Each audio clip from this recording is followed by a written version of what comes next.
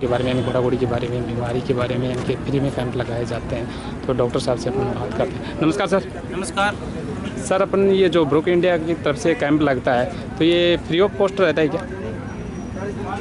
Camp लगाते हैं आप? हाँ, ये बिल्कुल निःशुल्क रहता है, निःशुल्क रहता है तो ये में चलता है। जी सर। और ये यूके बेस्ड एक ऑर्गेनाइजेशन है, ब्रूक हॉस्पिटल फॉर एनिमल के नाम से, जो अपने भारत के अंदर करीब 20 साल से काम कर रही है।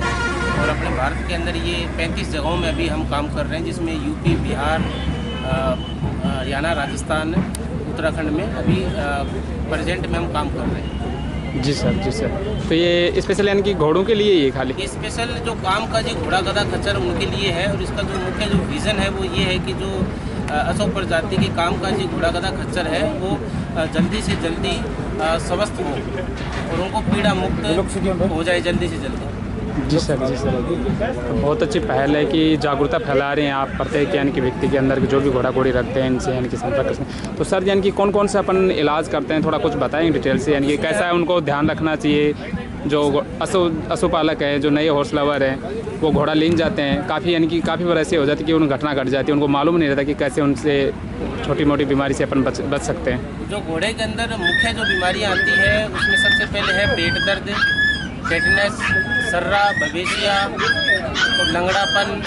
ये कुछ प्रमुख बीमारियां जो घोड़े में आती है और उसके ऊपर ही हम काम करते हैं। और हम जो ये घोड़ा पालने वाले जो पशुपालक उनको हम जागरूक करते हैं, पूरी बीमारियों के बारे में जानकारी देते हैं कि अपने पशु को हम इन बीमारियों से कैसे कैसे बचा सकते हैं और बीमारी होने के बाद में उसका कैसे कैसे इलाज करा सकते हैं। जी सर, जी सर। जैसे सर घोड़ा घोड़ी के अंदर सबसे मोटी प्रॉब्लम होती है कि पेट दर्द की शिकायत होती है, तो उससे कैसे बच सकते हैं अपन? थोड़ा कुछ दर्द की जो समस्या घोड़े में होती है कि घोड़ा गाय भैंस से एकदम अलग होता है और गाय भैंस की तरह ये जुगाड़ी नहीं करता और इसका जो पेट का जो साइज होता है वो बहुत छोटा होता है। तो लोग ये सोचते हैं कि ये भी गाय भैंस की तरह ये इसके जो पेट है का जो वॉल्यूम है वो गाय भैंस की तरह होगा।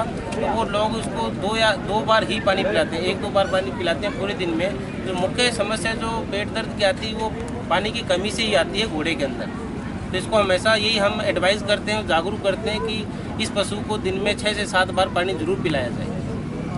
तो जैसे कि घोड़ा को या घोड़ी को जो भी है, लेकिन मिनिमम कितना पानी पिलाना चाहिए सर दिन में? एक में देखो, दिन में इसको आप 2-3 घंटे के अंतराल में हमेशा दिखाते ही रहना चाहिए और एक बार में आराम से 5-6 लीटर पी सकता है पानी। और पेट दर्द के इसके साथ साथ और बहुत कारण होते हैं। जैसे ये पशु काम करने के बाद में इसको खुला छोड़ देते हैं तो प्लास्टिक खा लेता है और कुछ गलत चीज़ें खा लेता है जो पशु को डाइजेस्ट नहीं कर पाता और उसे पेट दर्द स्टार्ट हो जाता है। और उसके बाद में पेट के कीड़े मुख्य है, जो पेट के कीड़ों की गोली जो डीवार्मिंग बोलते हैं उसको वो करवानी बहुत ज़रूरी होती है, जो साल में कम से कम 2 बार करवानी चाहिए। तो वो भी इसका एक कारण होता है पेट दर्द का। दूसरा, वो जब पशु को आप ज़्यादा चारा एक टाइम में खिला देते हो, जैसे मैंने बताया कि पशु के पेट का साइज़ बहुत छोटा होता है, तो उसको एक बार में आप ज़्यादा फीड नहीं करवा सकते, तो ज़्यादा खाने से भी हो जाता है। और एकदम चारा जब आता है नया, तो नया चारा एकदम डालने के कारण भी हो सकता है। तो हमेशा यही हम जागरूक करते हैं पशुपालक को कि आप अपने पशुओं को जो नया चारा आता है उसको जो पुराने वाला आता है उसके साथ मिक्स करके ही दें, एकदम से परिवर्तन ना करें चारे के अंदर। जी सर, यानी कि सूखा चारे में, यानी कि जो पुराना सूखा चारा होता है उसमें मिक्स करके? हाँ, वो सूखा चारा होता है, सूखा चारा डाइजेस्ट नहीं कर पाता और जैसे सूखा चारा या सूखा चना है जो भी ग्रेन एकदम से पेट में जाएगा तो अंदर जाके जो पानी का जो है, जो इंटेस्टाइन और जो पेट का जो पानी है वो पूरा वो सोख लेता है और पानी की कमी हो जाती है तो पेट दर्द स्टार्ट हो जाता है। तो हमेशा यही हम जागरूक करते हैं कि आप अपने पशुओं को कभी भी सूखा चारा भूसा ना खिलाएं और कोई भी आप दलिया दे रहे हो तो हमेशा उसको उबाल के या फिर उसको पानी में करके ही दें, कभी भी सूखा ना दें। तो जैसे ये चना वगैरह बताया आपने, दलिया चना वगैरह, तो ये कम से कम कितना देना चाहिए सर? ये डिपेंड करता है कौन सा एनिमल है, किस टाइप का काम करता है, पूरे दिन घर पे रहता है या भट्ठे पे काम करता है या शहर में चलता है या हॉर्स शो वाला है, ये डिपेंड करता है अलग अलग कब कौन सी ब्रीड है। ब्रीड के ऊपर डिपेंड करता है, ब्रीड है या फिर काम है, ये कई चीज़ों के ऊपर डिपेंड करता है। जो घोड़े के अंदर प्रमुख जो होता है वो जो होता है, जो बारले बोलते हैं, बारले है, मक्का है, चना है और गेहूँ है, ये हम एडवाइस करते हैं। साथ में गुड़ और हमेशा साथ में कैल्शियम, इसको संतुलित आहार बोलते हैं। इसमें 4 टाइप के अनाज होते हैं और कैल्शियम होता है और मिनरल मिक्सचर होता है। जी सर। लेकिन सर जैसे बिलोंग्स जो गांव में होते हैं, छोटे विलेज में होते हैं, वो घोड़ा घोड़ी को क्या करते हैं कि जैसे बाजरा होता है, गेहूँ होता है और मेथी में मिक्स करके वो खिला देते हैं, तो ये सही है गलत है? हो सकता है ठीक होता है ये मेथी और बाजरा, वो भी डिपेंड करता है सीज़न में। अगर गर्मी का सीजन में बाजरा तैरना नहीं चाहिए जी सर। तो बाजरा हमेशा गर्म करता है। हाँ, आप सर्दी में दे सकते हैं, जैसे राजस्थान में गर्मी के अंदर नहीं देते बाजरा, और आप सर्दियों में दे सकते हैं।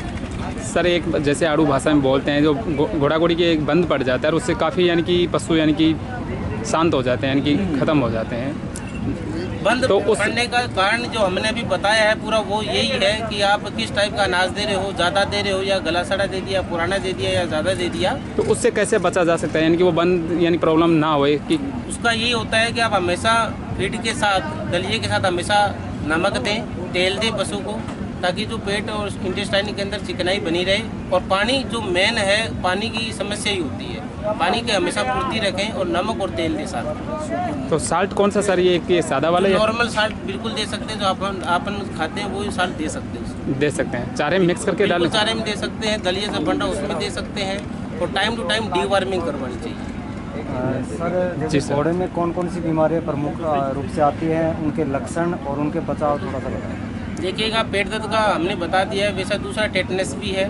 टेटनस एक बैक्टीरियल बीमारी होती है जो बैक्टीरिया से फैलती है पशु के अंदर, और इसका जो कीटाणु होता है वो सबसे ज़्यादा इसकी खुद की लीद के अंदर पाया जाता है। तो सबसे पहले है हमेशा पशुओं को जो जहाँ पे बांधने का स्थान होता है उसको हमेशा सफाई रखें, उसके जो लीद है वो हमेशा टाइम टू टाइम साफ़ करें ताकि वो उससे बच पाए। पशु बाहर से काम करके आएगा तो उसके अंदर कभी कील या पत्थर इस टाइप की चीज़ें लग जाती है, तो बाल जैसा भी अगर ख़त्म है और लीद के ऊपर उसने पाँव रख दिया तो वो जो कीटाणु है वो उसके अंदर प्रवेश कर जाएगा बॉडी के अंदर। तो वो टेटनस ये जो गंभीर बीमारी है जिसमें 95% जो पशु होता है वो मरता है, और इसका इलाज बहुत मुश्किल है और कॉस्टली भी बहुत रहता है। टेटनस का जो मेन वैक्सीनेशन लगवाना चाहिए, और जो वैक्सीनेशन है ये ही इसका बचाव है, वैक्सीनेशन होना चाहिए इस पशु का। और इसके बाद में ग्लैंडर भी एक बीमारी होती है, वो भी बैक्टीरियल बीमारी होती है, और ग्लैंडर एक बहुत ही गंभीर बीमारी थी, उसमें पशु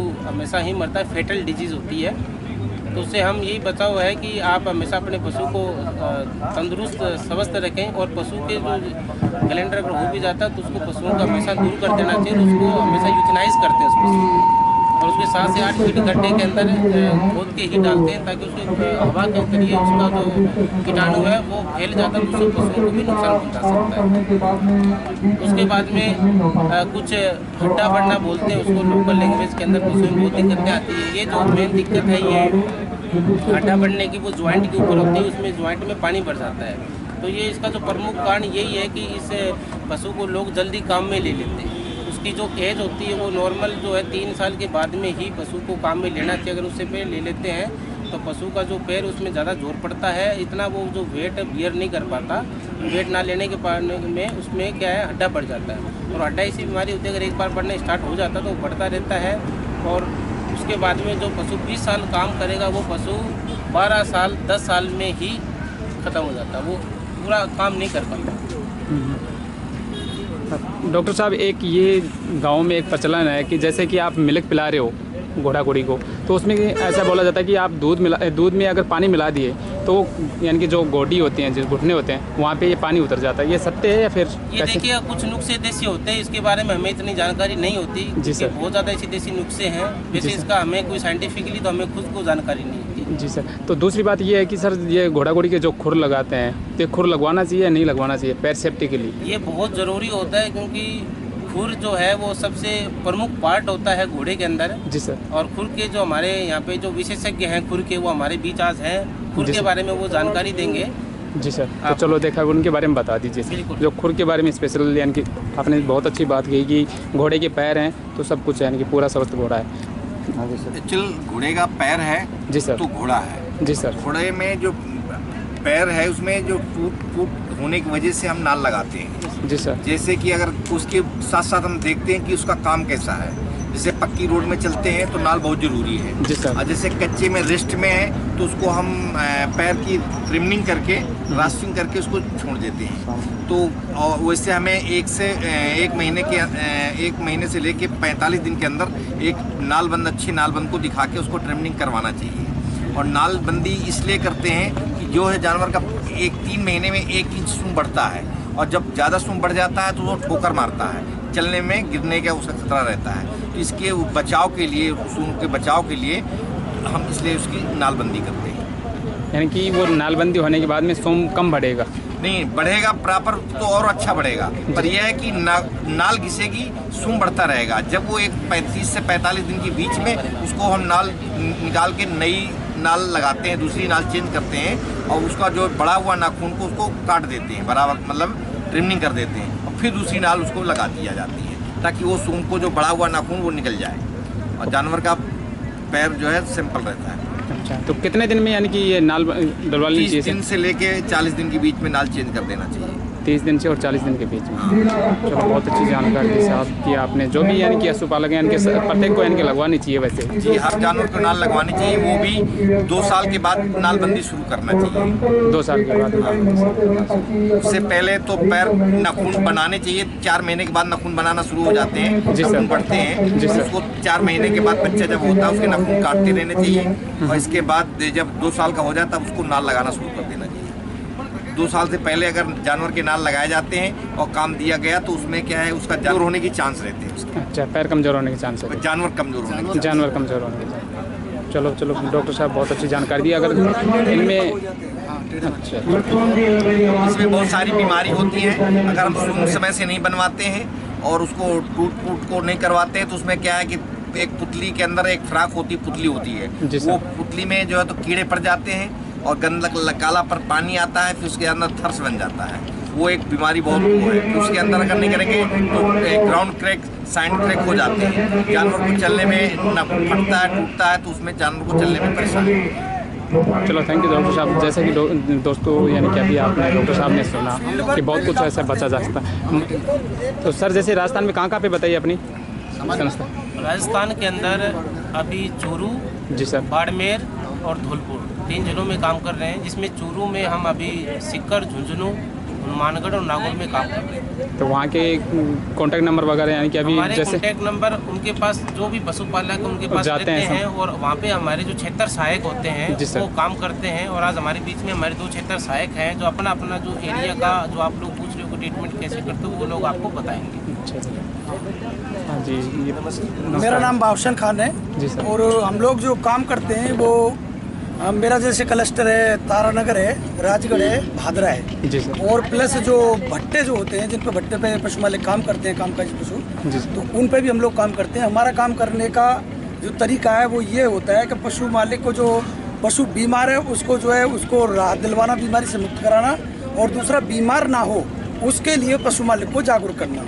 उसमें मुख्य सर ने आपको बता ही दिया है, पेट दर्द, टेटनस, उसके लिए जितनी भी बीमारियां ये जो भी सर ने बताई उनसे संबंधित हम लोग वो सारी जानकारी देते हैं कि समय समय पर टेटनस का टीका लगवाएं और समय पे ही जो है चारे का प्रबंध अपने तरीके से करें, जैसे कि एक साथ चारा ना बदलें, नमक ज़रूर दें, 5 से 6-7 बार पानी पिलाएं और इस तरीके की जो दिक्कत होती है उनसे जो है पशु मालिक और पशु दोनों खुशहाल रहें। क्योंकि अपना जो संस्था का जो उद्देश्य है पशु व पशु मालिक के कल्याण के लिए हमारा काम करने का है, इसी पे हम लोग काम करते हैं। और हम जो है एक मानक तैयार कराते हैं उन्हीं लोगों से कि वो पशु को जो है किस तरीके से अपने पशु को खुद अपने आप निरीक्षण कर सकें। उसके द्वारा उसको हम PWM बोलते हैं, जिससे फुल फॉर्म उसकी पार्टिसिपेटिव असेसमेंट नीड यानी वेलफेयर नीड, ताकि उसका जो निकल के आ सके कि पशु की नीड क्या है और हम उसको कितना दे रहे हैं, कितना कर पा रहे हैं। ये सब चीज़ों के लिए हम पशु मालिक के साथ काम करते हैं ताकि पशु व पशु मालिक दोनों खुश रहें।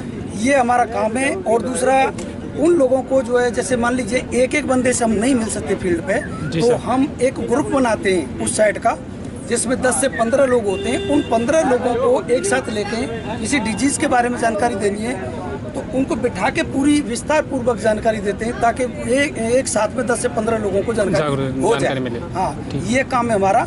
दूसरा ये है कि उन्हीं लोगों को हमें IGA से यानी कोई जो सरकारी योजना है उनसे लिंकेज करवाना, ताकि पशु मालिक को जो है खुशहाल बनाने के लिए, कल्याण करने के लिए कहीं ना कहीं इन चीज़ों से जो है हमें जोड़ना होता है। ये हमारा है। और अभी हमारे बीच में एक संस्था है और एक मेरे साथी हैं धनपत जी, ये बताएंगे कि इनके यहाँ एक बंधन योजना बहुत अच्छी चली है, जिसके द्वारा हमने बहुत सारे पशु मालिकों को जो है उसे लिंकेज करवाया है, जुड़वाया और बहुत सारा वो करवाया। ये अपने आप बताएंगे तो थोड़ा अच्छा रहेगा। Thank you. सर, जब कम्युनिटी एंगेजमेंट की बात करते हैं अपन, तो जो हम महिलाएं समूह भी बनाते हैं, तो उस समूह से हम उनको गवर्नमेंट से लिंकेज करवाते हैं, जैसे NRLM से करवा दिया, NRLM से करवा दिया, और उनको जैसे गवर्नमेंट स्कीम्स में वृद्धावस्था पेंशन है और प्रधानमंत्री सुरक्षा बीमा योजना है, जितनी भी गवर्नमेंट स्कीम्स आते हैं, अभी राजस्थान की श्रम कार्ड हो गए हैं, उनसे जुड़ाव करवाते हैं हम। दूसरा जो ये बंधन NGO की बात कर रहे हैं, तो बंधन NGO में एक ये NGO चलता है, इनका 2 साल का होता है चैप्टर। तो ये महिलाओं को आजीविका के लिए जैसे सिलाई मशीन है, और किसी को कॉस्मेटिक सामान है, कपड़े की दुकान है, और सब्जी के ठेला है, इस तरह से निःशुल्क वो देते हैं सामान। तो हम क्या करते हैं कि जो अपने अश्वपालक होते हैं वो तो काम पे चले जाते हैं, लेकिन वो उनकी जो महिलाएं होती हैं उनको हम आजीविका के लिए मोटिवेट करते हैं, और उनका जो ग्रुप होता है उनको कहीं से भी, चाहे वो सरकारी हो चाहे गैर सरकारी हो, बेनिफिट मिले, यही हम चाहते हैं और उनको हम दिलवाने की कोशिश करते हैं। तो अभी जो मेरा क्लस्टर है, फतेहपुर है, रामगढ़ है, लक्ष्मणगढ़ है, इन जगहों पे ये जो बंधन NGO चल रहा था, उनसे हमने करीबन 100 पशु मालिकों को ये बेनिफिट दिलवाया है, जिसमें सिलाई मशीन है। और सिलाई मशीन पे हम उनको एक और IGA के लिए स्टार्ट करवाते हैं, जैसे अपने जो पशुपालक हैं उनके लिए जैसे गद्दे बनाते हैं ना, वो रेडी के नीचे लगाने के, शेडलरी का जो आइटम है, वो जो सिलाई मशीन दिलाया है उससे हम वो शेडलरी का आइटम स्टार्ट करवाते हैं। और वो किसी को परचून की दुकान का सामान दिलवाया था, किसी को कॉस्मेटिक सामान है, ताकि वो महिलाएं अपना आजीविका चला सकें। जैसा कि आपने फतेहपुर तहसील लक्ष्मणगढ़ का नाम लिया आपने, तो लक्ष्मणगढ़ में यानी कि काफ़ी पशुपालक हैं। जी, जैसे 100 मान लिए, तो ये लिमिटेशन है या फिर सभी को 100 को दिलाएंगे आप, 100 को दिलाएंगे? लिमिटेशन नहीं होता, उनका एक क्राइटेरिया होता है, जिसमें जो महिलाएं विधवा है, जो कोई तलाकशुदा है, या फिर उनके हस्बैंड की एज ज़्यादा हो गई, महिला की एज 60 वर्ष से कम है, अच्छा, इसी तरह से उनका क्राइटेरिया होता है। तो उस क्राइटेरिया में ही वो सामान देते हैं। चलो डॉक्टर साहब, आपने बहुत अच्छी जानकारी दी है। ब्रोकर इंडिया की तरफ से यानी कि ये जागरूकता फैलाई जा रही है, ये बहुत अच्छी पहल चल रही है। तो जैसे कि दोस्तों यानी कि तो अपने को नीड नहीं होती, और हम जो नीड बेस हैं अपने काम काजी पशुपालक हैं, उन्हीं के लिए काम करते हैं, क्योंकि वाकई में उन लोगों को ही ज़रूरत है हमारी। जी, बाकी सर्वे के आधार पे हम उन लोगों के पास तहसील वाइज सर्वे करते हैं, डाटा होता है, सारी डाटा सारा है, ऐसा कोई नहीं जिस तक हम नहीं पहुँचे हों। अच्छा, घोड़ी घोड़ा पालता है उसका सारा डाटा सभी के पास, हमारे पास। चलो थैंक यू साहब, बहुत अच्छी बात लगी अपने डॉक्टर साहब से, यानी कि आपने सुना होगा इससे बीमारियों से यानी बचने के लिए आपने डॉक्टर साहब पहले ही सुना होगा, नालबंदी के बारे में आपने सुना होगा। तो दोस्तों यानी कि सभी लोग ये मिलकर पहल चलाएं और ज़्यादा से ज़्यादा इस वीडियो को शेयर करें, ताकि ये जागरूकता फैले घोड़ा घोड़ी से यानी कि बचाव के बारे में। Thank you sir, thank you.